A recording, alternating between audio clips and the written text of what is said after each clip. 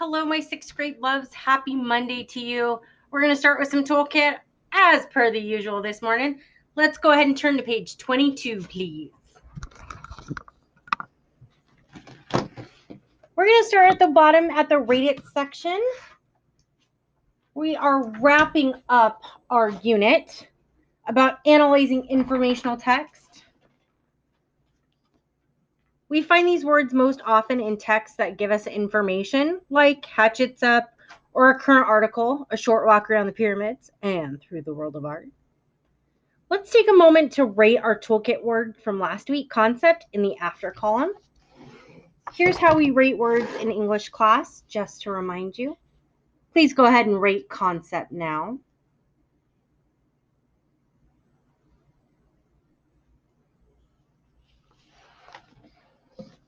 I would rate concept a 4. I know the word concept. Concept is a noun. I would be able to provide a definition and use it in an example sentence as well. Scholars, next we're going to skip a unit and we're going to turn to page 62, please. Page 62.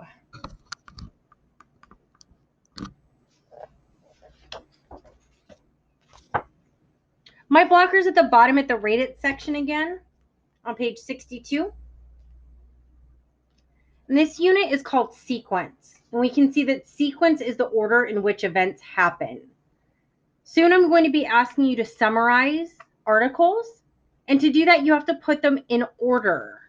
So these are words we would use often when putting something in order. After, beforehand, subsequently, eventually, currently, and precede. We're starting with the word after. Let's again take a moment to rate after, and this time in the before column, please. And here's that rating system again. It's on page 63. If you rated a 4, make sure you know what part of speech after is.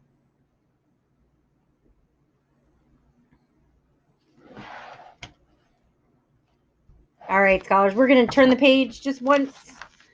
We are on page 64, please.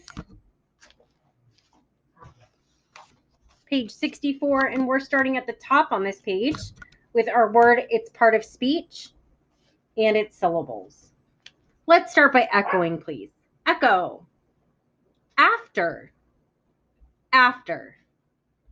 Thank you, scholars. After has 2 syllables, 2 word sounds. When we're looking at the number of syllables in a word, we can clap it out. After. Let's circle the first syllable. That's the syllable that's said with with more stress or emphasis. We can see that after is a preposition. A preposition tells us where something is in relation to something else. Let's move those blockers down and let's write it for the first time together. A-F-T-E-R. Write it carefully, please, on the write it line. We're going to save that write it again line for tomorrow, but we are going to explore another language. And because I already know it by heart, we are going to explore German this week. Yeah. Deutsch. Let's write it first and then we'll echo.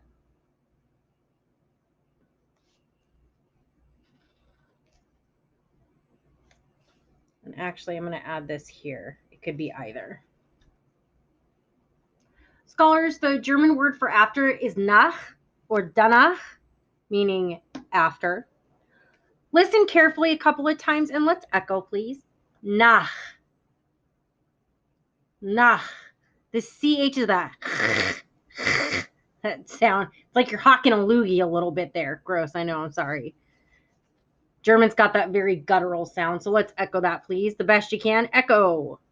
Nach. Nach. Oder danach. Thank you, scholars. Let's move those blockers down.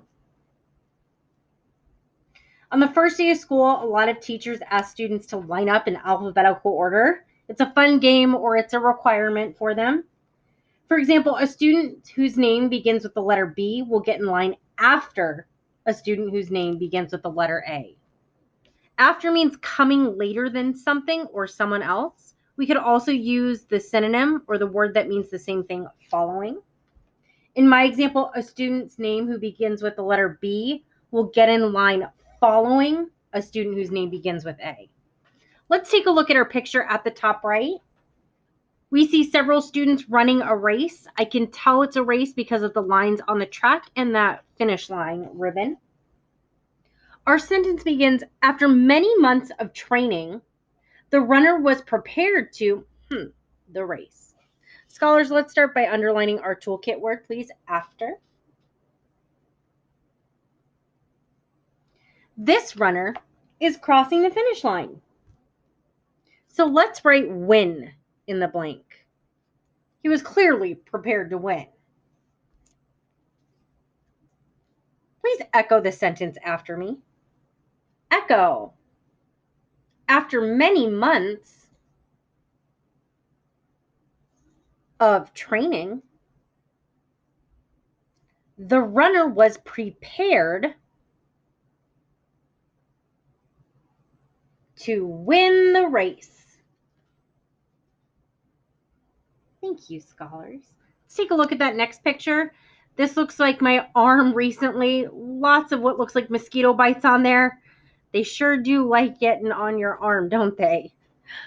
Our sentence begins, my sister's arm was red and itchy after it was, by mosquitoes.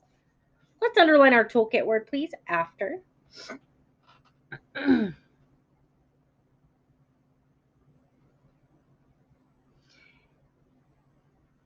if we would say multiple mosquitoes bite you, we would use the form bitten. Please write that in the blank. Bitten, B-I-T-T-E-N.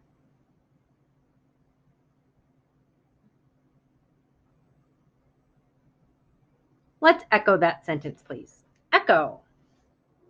My sister's arm was red and itchy after it was bitten by mosquitoes. Thanks, scholars. Let's move those blockers down. Normally we have some forms here, so let's write the word form and cross it out. Prepositions, adjectives and adverbs typically only have one form. They can't be counted. We can't write them in past tense. They're just in this same form. Let's take a look at our family members. We have two different adverbs. Adverbs describe actions. So we've got the description of an action after and afterward. Let's move those blockers down and we're going to take a look at those word partners. A little more complicated this week. Our first word partner is after, followed by a verb that ends in ing. Let's echo our sentence, please. Echo. We all had stomach aches after eating too much ice cream and cake at the party. Thank you, scholars. Let's underline that toolkit word and word partner, after eating. We see we have the verb here that ends in ing. That's part of our word partner.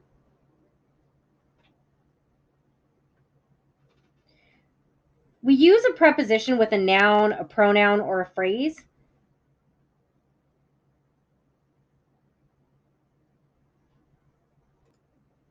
And this would tell us what happened. So we see the noun here, stomach aches, showing what happened after that. Our next word partner is after the, a, or an, plus a noun. Let's read our sentence, please. Echo after me.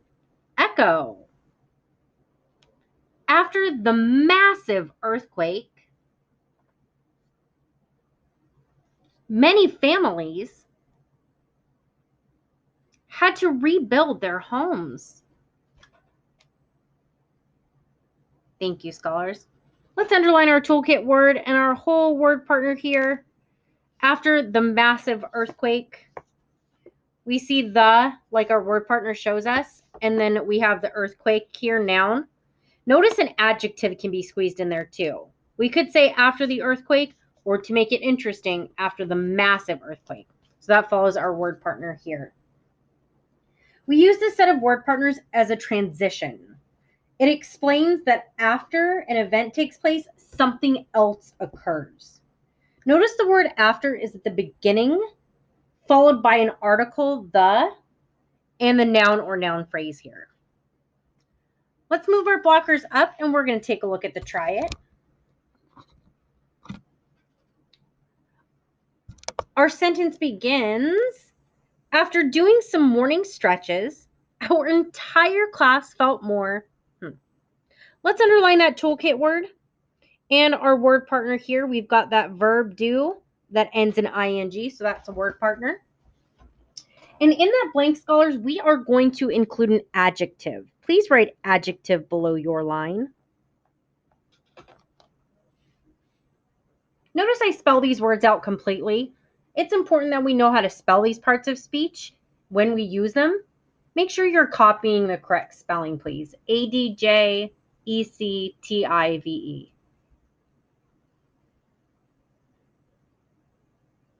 This is how we would feel after doing some stretches. For example, we might feel more energized, like the Energizer Bunny. Too old? Is there still a commercial about that? Uh-oh. Scholars, would you please echo after me? Echo. After doing some morning stretches,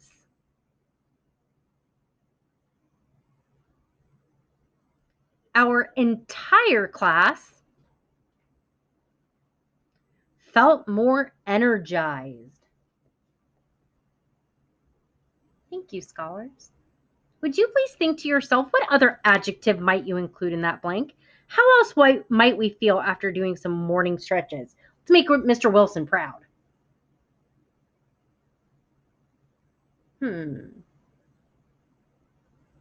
All right, scholars, go ahead and add your example to your blank. And as always, be prepared to share.